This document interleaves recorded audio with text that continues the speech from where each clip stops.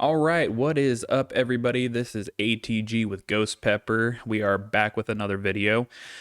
I hope everybody had a great Memorial Day weekend. I hope everybody took a little bit of time to honor those who have paid the ultimate sacrifice for us and to secure our freedoms. And I hope that everybody took a moment to remember somebody, maybe if you didn't even know them, just found somebody to remember and to honor their memory, because we appreciate every single person that has laid down their lives for our country, and we hope and pray that we don't have to fight any more wars to secure our freedoms, and that everything kind of just works out. So with that being said, today we are going to talk a little bit about the top 10 common arguments for gun control.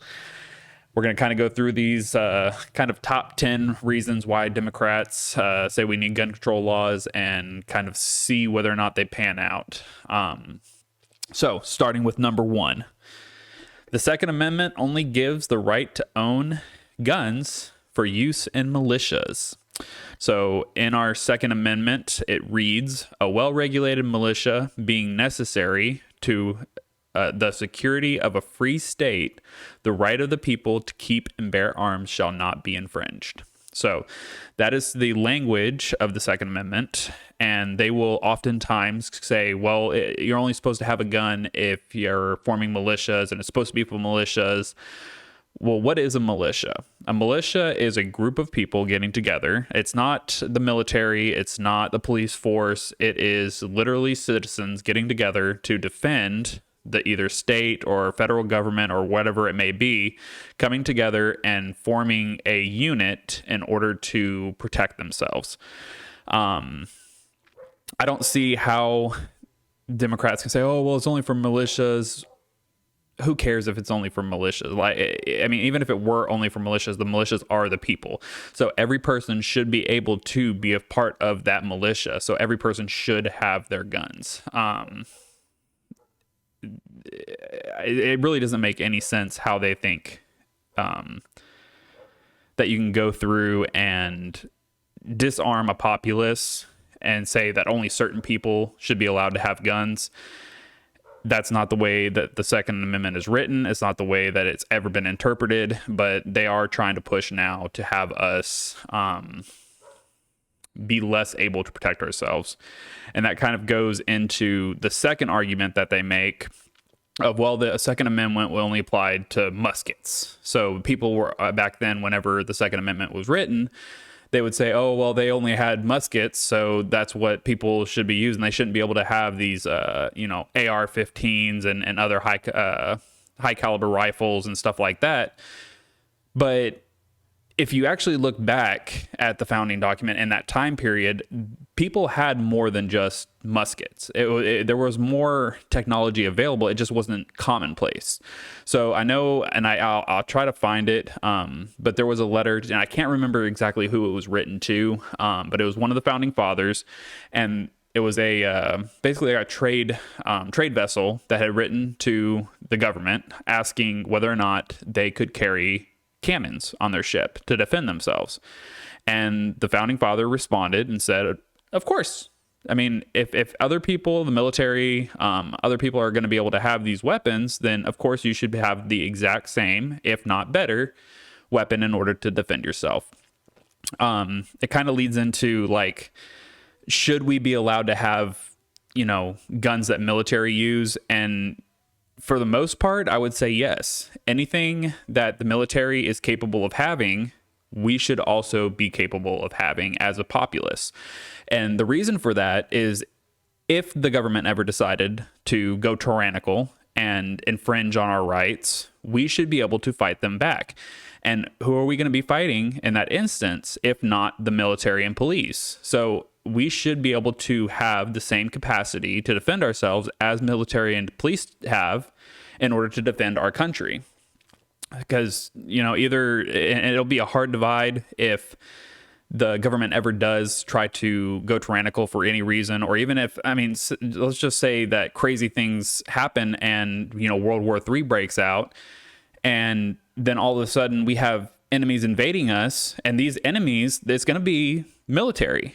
It is going to be, I mean, we had, back in 1940s, we had the Japanese bomb us with planes and bombs and guns, and the people that live in the United States should have the ability to defend themselves with equal amount of force. And that's just bar none, that's what we should be able to do. Because if for some reason somebody ever did try to invade us, and say they get past our military for some reason, even though it's highly unlikely, the populace should be able to stand up then and take up the second line of defense. And we can't do that if these lawmakers in DC keep trying to revoke what we're allowed to have and take away our freedoms. So number 3, criminals won't have guns if we ban them. Well, how'd that work out with drugs and prohibition? How did that work out? When the government outlaws something, all it does is stop law-abiding citizens from having those things. The law-abiding citizens aren't going to break the law. They're not going to have those things. Criminals are already criminals.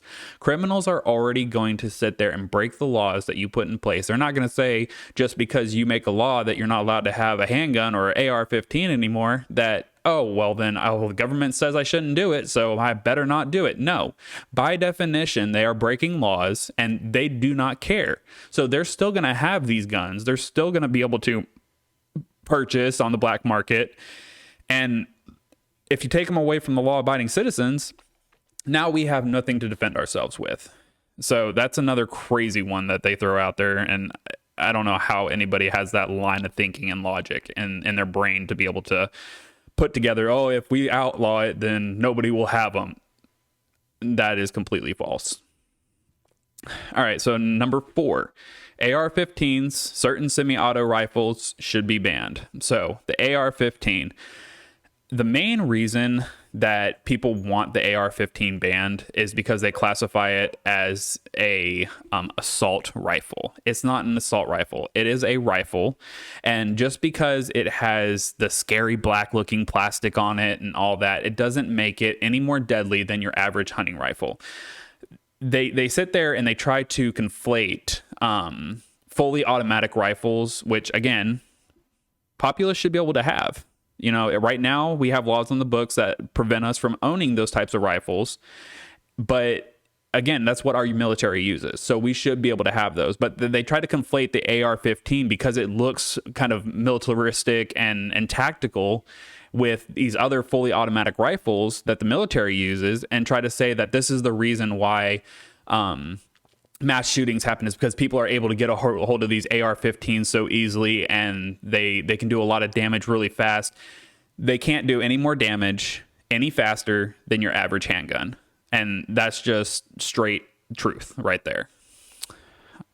Number 5, we must raise the rifle purchase age to 21 years old. So a lot of people will sit there and argue that, 18-year-olds, that, they commit, mass shootings, and you see it in schools, you see it in other places. And it's because they're legally able to get these rifles and we should ban them because, 21 years old, that's when you should be able to buy a gun. Again, that's completely nonsensical argument. In my opinion, if you're able to sign up for the military and you're able to vote and you're able to go die for our country, you should be able to defend your family and your household with a firearm, regardless of whether or not it's a handgun, a long rifle, a shotgun, whatever it may be. You should be able to defend yourself once you reach adulthood.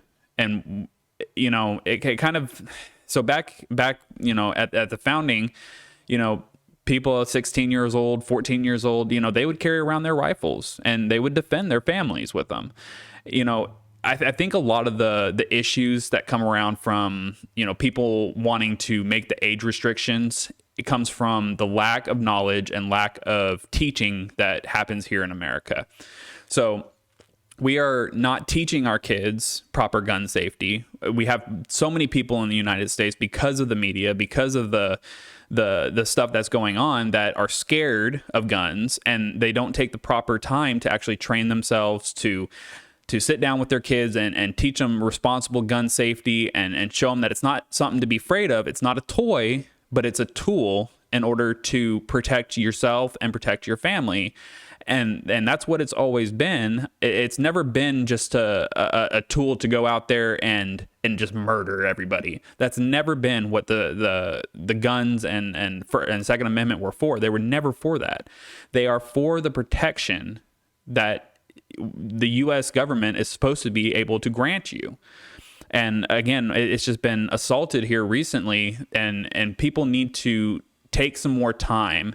And I've sat down with some people and tried to educate them, people that are against guns, and kind of explain to them that, you know, if we had better education in this country regarding protective use of firearms and teach them how to properly use them, how to properly store them, then we wouldn't be having a lot of the issues that we are today. Myth number 6 is that gun-free zones are safe spaces. So this is another myth that the left likes to try to throw out there and say, oh, well, we should make more places gun-free zones. And if we had more gun-free zones, then there won't be so many mass shootings. But the fact is that most of these mass shootings happen in gun-free zones. They're not happening in places where regular citizens are able to carry their firearms. They're not happening in your parks and your local stores and stuff like that where guns are mostly allowed. They're happening in gun-free zones. They're happening in schools. They're happening in synagogues. They're happening in churches. They're happening in federal complexes. They're happening in concerts and stuff where guns are restricted from entering those places. And if you take away, again, this goes back to the criminality argument, right? If you take away law-abiding citizens' ability to defend themselves, then you're gonna allow criminals to be able to take advantage of those people. If the criminal is not worried about if he goes into a church because he knows that nobody's allowed to have their gun in that church, if he goes into that church and starts shooting it up, there's not going to be any immediate repercussions of him doing that. However, if you're at a church and people are allowed to carry their guns and they are law-abiding citizens and they're using their Second Amendment right to defend themselves, when that mass shooter comes in to start shooting up the place, he might get a couple shots off before somebody else turns around and takes him out. That's how it's going to happen. So taking away people's guns in these gun-free zones, it's absolutely ridiculous. I'm a big proponent of, having armed security at schools, at churches and stuff like that. I think it's necessary to deter these criminals from acting in a way that they shouldn't. Number 7, places with strict gun laws don't have shooting problems. So again, a lot of people like to point to Australia for, their buyback that they had. It wasn't really a buyback. It was a mandatory give us your guns. They like to point to them and say, well, the shootings and everything, they've gone down. And yes, the shootings have gone down, but the actual what do you call it? The violent crime rate hasn't gone down that dramatically from when they had guns to when they banned guns and thereafter. Criminals are still going to commit crimes regardless. You look at Chicago. Chicago has some of the highest shooting rates, and they have some of the highest and strictest gun laws on the books right now in America.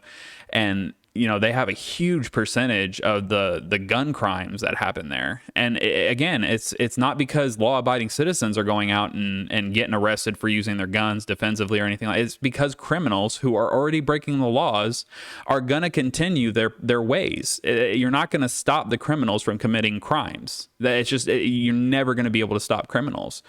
You can retroactively take care of the criminals, but again, that's not going to solve the problem of them actually committing the crimes. Number 8, reducing guns will reduce gun violence. Again, it's kind of like a broken record. They just come up with kind of new ways to say the same thing over and over again. Reducing the amount of guns that are out there has statistically not proven anything that actual gun violence goes down. You look at places like in Texas or places like Louisiana stuff, places where gun laws aren't as restrictive, and the amount of gun violence and violent crimes actually is reduced from law-abiding citizens being able to carry, because everybody knows that if you go out there and you're trying to commit a crime, if you're going to a gas station and you're going to try to rob it, well, that gas station owner, he might have his gun. So you got to be more wary as a criminal, and you think twice before you go and do stuff.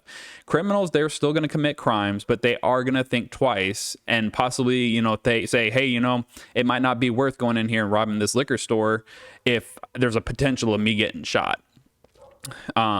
Again, the best incentive to keep crime away is deterring the criminals from actually taking that step and committing those crimes. And a firearm on your side is a great deterrent. Number 9, they go and they'll argue that, well, why do you need a gun when you can just call 911? Only law enforcement should have guns. That way we can keep, people from accidentally shooting each other or this and that. And again, it kind of goes back to that threat that's always looming over. No matter how awesome the government is, there's always a looming threat of the government becoming tyrannical and gaining too much power and taking away the power from the citizens. And law enforcement, it's a government entity. I mean, you're not gonna, if somebody goes out there and tells the law enforcement, makes a law that says, okay, we're gonna start taking away people's guns, law enforcement is there to enforce the laws. So if we allow only law enforcement to have the guns, then any law that they pass can be enforced. I mean, and what if the government does overreach? It's tried to overreach in the past. Luckily, there's always that looming threat of the citizens, coming up and uniting and fighting back against tyrannical government. So taking away and only allowing law enforcement, military to have guns, that's one of the stupidest ideas that I've ever heard. And I've heard a lot of stupid ideas. And finally, we get down to the number 10 argument, and it's one that, again, if they actually spent some time, to go through and either purchase a gun or, go through a gun safety course or anything like that, this would be, again, they would realize how stupid their argument is. But high capacity magazines should be banned. So they want to try to label a high capacity magazine as anything that can hold more than 10 rounds. Again, most of your average handguns today will hold more than 10 rounds. I have an SD9, it holds 15 and 16 respectively. And to ban magazines of that capacity, all it would do is eliminate the amount of guns that you're able to have. We're not talking about, having a gun that can have 100 rounds with a big old drum on it. No, we're talking about your average handguns, your average rifles, and they're trying to say this because they want to ban the AR-15. The AR-15 can hold about 10 rounds. And again, that's liberal scary gun. That's the one they're scared of for whatever stupid reason. You can go out there and you can find other hunting rifles that have, the wood panels on it and everything like that, the wood grain finish. They're not scared of those, even though they could possibly be more deadly, possibly do more damage. But for some reason, this AR-15, because it looks military, because it is the black and the metal and everything like that, they're scared, they're ignorant, and they're scared. That's what it boils down to. And again, they'll just try to say that, AR-15s and these rifles, these are the ones that are committing, most of the mass shootings. Again, factually inaccurate. If you actually go on and look it up, mass shootings, majority of the guns used in those shootings are your handguns. They're not the AR-15s. They're not high-capacity rifles. They're not fully automatic rifles. They're your semi-automatic, run-of-the-mill handguns. So that's the top 10 arguments. I want to come back to also and kind of give y'all an update. I know it's been about a week since HB 1927. So the Senate and the House did both pass the bill. So it is currently on its way over to Greg Abbott's desk. So whenever he signs that, it will become law, and Texas will be the 21st state to recognize some form of constitutional carry now. Texas will allow people over the age of 21 to carry their handguns out in public, either openly or concealed. And once they actually pass that, we'll be posting it on our Twitter account. You can go follow us at show ATG. Go follow us on Instagram, Against the Grain Talk Show on Instagram. And we're always uploading, always creating new content. I'm hoping that this next podcast that comes out, we haven't decided on a day yet, but I'm hoping that the next podcast that will come out, it will actually be a live stream. So if you're interested in that, hit a thumbs up on the video, leave a comment, tell us you're excited for the live stream. We'll be able to kind of interact with y'all while we're doing this live stream. Maybe we'll do like a question and answer session or something like that if anybody's interested in that. But yeah, go follow us on Instagram, go follow us on Twitter, and leave a like, comment, share the video, and subscribe. And we'll catch y'all in the next one. See you later.